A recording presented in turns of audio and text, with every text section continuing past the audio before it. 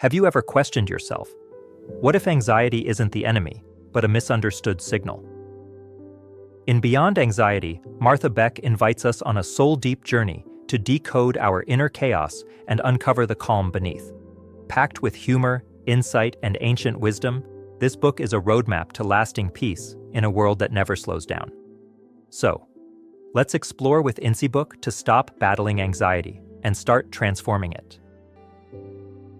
Imagine sinking into a comfortable chair, a quiet space opening up just for you. You're here because anxiety feels like a constant companion, a hum beneath the surface, or a roaring wave threatening to pull you under. Perhaps it's a knot in your stomach before a meeting, a persistent worry about the future, or a paralyzing fear that stops you from reaching for something you truly desire. You've probably tried to push it away, ignore it, or fight it, only to find it digs in deeper, becoming more persistent, more insidious. What if I told you that anxiety isn't the enemy? What if it's actually a guide, a messenger desperately trying to get your attention, pointing you towards something vital? This journey we're embarking on is about understanding that messenger. It's about learning to decipher its often garbled messages and realizing that the path through anxiety leads not to a place where anxiety is absent, but to a place where you are no longer controlled by it. You begin to see anxiety not as a terrifying monster, but as a complex, albeit often annoying part of your internal landscape that holds clues to your deepest self. The core idea is radical. Anxiety is a signal from your true self, attempting to communicate needs or truths that have been ignored, suppressed, or distorted by layers of conditioning, fear, and obligation. Your true self, the core of who you are beneath all the layers, is trying to guide you toward authenticity, toward a life lived in accordance with your own values and desires, rather than the expectations of others or the echoes of past hurts. Think of your life as a vast, sometimes treacherous, landscape. Anxiety often feels like getting stuck in a swamp, the worry swamp. You step in, perhaps tentatively at first, drawn by a perceived threat or a nagging doubt. The more you struggle, thrash, and try to pull yourself out using brute force or panicked energy, the deeper you sink. The mud sucks at your feet, the murky water closes in, and panic escalates. This swamp isn't just a physical place, it's a state of mind fueled by repetitive, negative thought patterns. It's the endless loop of what-ifs, the catastrophic predictions, the self-criticism that keeps you spinning in circles. Getting out of the swamp requires a different approach entirely, one that involves understanding its nature and using different tools. The primary obstacle keeping you mired in this swamp is often what we can call the false self. This isn't a sinister entity, but rather a collection of adaptations, the masks you wear, the roles you play, the beliefs you hold about who you should be to gain approval, avoid pain, or simply survive. The false self is built from societal expectations, family conditioning, past traumas, and the fear of judgment or rejection. It's the part of you that believes safety lies in conformity, predictability, and pleasing others. It's incredibly powerful because it often operates under the guise of protection, whispering warnings about potential dangers and urging you to stay within familiar, albeit painful boundaries. When anxiety flares up, it's often the false self reacting defensively to anything that threatens its carefully constructed world, even if that threat is simply an opportunity for growth or a call from your true self. The true self, in contrast, is your innate wisdom, your core essence. It's the part of you that knows, deep down, what you truly want and need. It doesn't operate out of fear or obligation, but out of a desire for growth, meaning, and authenticity. The true self communicates subtly, through intuition, gut feelings, moments of clarity, flashes of inspiration, or even through the discomfort of anxiety. The false self, however, often hijacks these signals, interpreting them through the lens of fear. Anxiety, in this view, is the loud, distorted alarm bell rung by the false self, often triggered by a quiet whisper from the true self trying to point you toward a different path. For instance, the true self might nudge you toward a career change that feels more meaningful, but the false self interprets this as a terrifying risk of failure and instability, amplifying anxiety to keep you stuck. So, how do we begin to navigate this? The first step is simply to acknowledge the anxiety without immediate judgment or resistance. Instead of thinking, I must get rid of this feeling, try shifting your perspective to, what is this feeling trying to tell me? This is where mindfulness becomes crucial.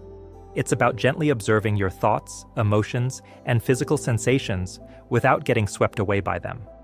Imagine yourself as a calm observer watching clouds drift across the sky. The anxiety is a cloud, sometimes dark and stormy, sometimes wispy and fleeting. You are the sky, vast and unchanging, beneath the clouds. By practicing mindfulness, you create a space between yourself and the anxious reaction. You learn to notice the onset of anxiety, recognize the familiar patterns of thought it triggers, and intercept the panic before it takes hold. This isn't about stopping the thoughts. It's about changing your relationship to the thoughts. You begin to see them as mental events, not necessarily as objective reality. A key practice involves identifying the specific narratives fueling your anxiety. The false self loves to spin elaborate, catastrophic stories. Getting clear on these stories is essential. Ask yourself, what specific worries are dominating my thoughts? What is the worst-case scenario I'm imagining? What does that scenario say about my deepest fears? Often, you'll find these fears relate to judgment, failure, abandonment, or inadequacy. Fears rooted in the false self's need for safety and approval. Once you identify the narrative, you can begin to question it. Is this story absolutely true? Are there other possible outcomes? What evidence supports and contradicts this story? This isn't about forced positive thinking, but about critical examination and developing a more balanced perspective. It's about recognizing that the false self often exaggerates threats and minimizes your own resilience. Another vital tool is self-compassion. The false self is often highly self-critical, beating you up for perceived flaws or mistakes. Anxiety itself can become another source of self-criticism. I shouldn't be feeling this way. I'm weak for being anxious. Self-compassion involves treating yourself with the same kindness, care, and understanding you would offer a dear friend going through a difficult time. It means acknowledging your suffering without judgment, recognizing that imperfection and struggle are part of the shared human experience, and offering yourself words of comfort and support. When anxiety hits, instead of berating yourself, you might gently say, "This is a moment of suffering.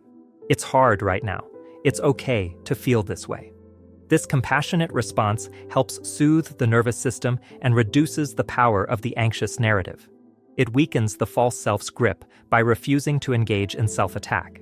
As you practice observing your anxiety and cultivating self-compassion, you start to notice the subtle whispers of your true self more clearly. These might manifest as a gentle longing for something different, a persistent feeling that something is off, or a quiet knowing that contradicts the false self's frantic pronouncements. Learning to tune into this inner wisdom is perhaps the most crucial aspect of moving beyond anxiety. It requires stillness, patience, and a willingness to listen beyond the noise of fear. Think of it like learning to hear a very faint melody in a noisy room. You have to quiet the surrounding chaos, the anxious thoughts, the external demands, the inner critic, to discern the delicate signal from your true self. Journaling can be a powerful way to access this inner voice.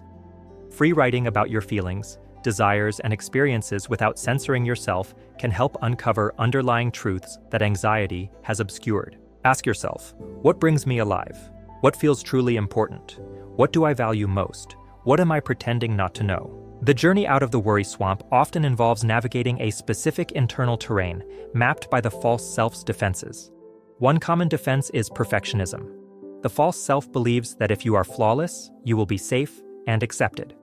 This leads to procrastination fueled by the fear of not meeting impossibly high standards, or conversely, overworking to the point of exhaustion, all driven by anxiety. Another defense is people-pleasing, where your worth and safety are perceived to depend entirely on meeting the perceived needs and expectations of others. This often leads to resentment and burnout, which the true self registers as anxiety.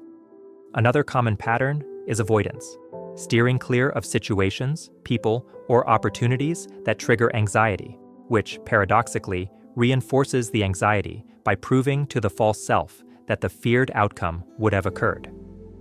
Recognizing these patterns is like identifying the specific traps and dead ends within the swamp.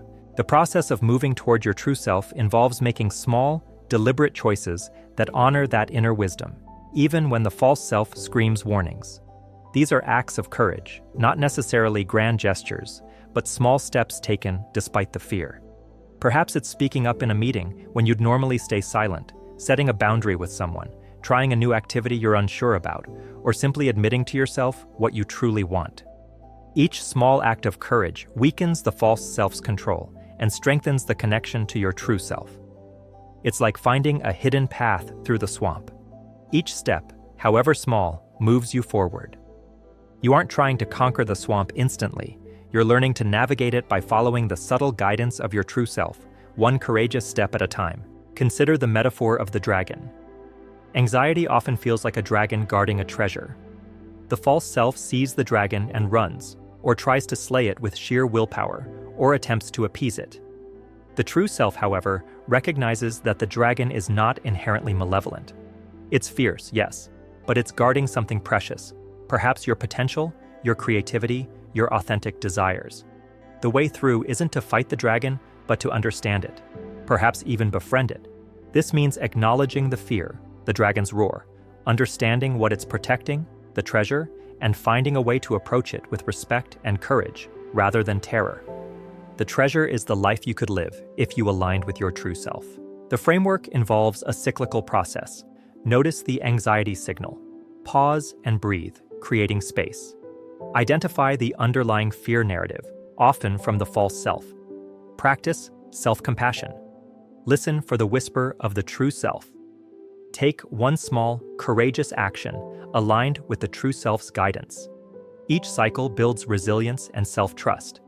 You learn that anxiety signals are not commands to freeze or flee, but invitations to explore, question, and grow.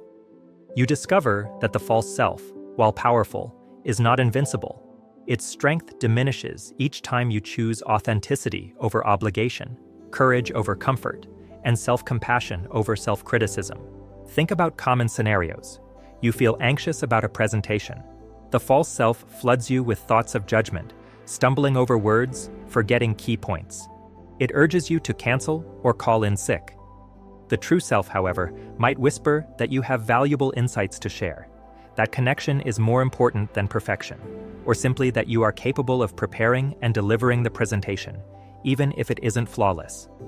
The courageous action might be to prepare thoroughly, but accept that nervousness is okay, to focus on connecting with the audience rather than reciting perfectly, or to simply show up and do your best, acknowledging the fear without letting it paralyze you. The outcome might still involve some anxiety, but the experience is different. You are acting from a place of agency, not fear. Or perhaps anxiety arises around a relationship. The false self might create narratives of inadequacy. I'm not lovable enough. Fear of abandonment. They will leave me. Or obsessive worry about the other person's feelings. It might push you to constantly seek reassurance or control the situation to prevent perceived disaster. The true self might be nudging you toward clearer communication, setting healthier boundaries, or recognizing your own inherent worth independent of the relationship. Acting courageously might mean having an honest conversation, expressing a need directly, or accepting that you cannot control another person's actions or feelings, while still trusting in your own value and your ability to handle whatever arises. The path isn't linear. There will be times when the worry swamp seems deeper and more treacherous than ever. The false self can be very convincing, dredging up old fears or creating new ones. Setbacks are not failures. They are simply part of the process. When you find yourself sinking back into old patterns, the practice is to apply the same principles. Notice where you are, pause, offer yourself compassion, gently question the narrative, listen for the true self, and identify the very next small step you can take toward authenticity. It might be as simple as taking 3 deep breaths, going for a short walk, or journaling for 5 minutes about what's happening. The key is to keep returning to the core principles again and again, with patience and persistence. Ultimately, moving beyond anxiety isn't about reaching a state of perpetual bliss or becoming immune to fear. It's about transforming your relationship with yourself and with the inevitable challenges of life. It's about realizing that your capacity for wisdom, resilience, and courage resides within you, often overshadowed but never extinguished. By learning to recognize the false self's strategies, cultivate self-compassion, and tune into the quiet guidance of your true self, you learn to navigate the landscape of your life with greater ease, authenticity, and purpose. Anxiety becomes less of a paralyzing force and more of a dynamic signal, inviting you constantly back toward the truth of who you are and the life you are meant to live. It's a process of unfolding, of shedding layers, and of trusting that the path forward, guided by your own inner wisdom, is always there, waiting for you to take the next small, courageous step. You begin to understand that the energy typically consumed by anxiety can be reclaimed and redirected toward living a richer, more meaningful life aligned with your deepest values and aspirations. The journey itself becomes the transformation, revealing your inherent strength and capacity for navigating life's complexities with grace.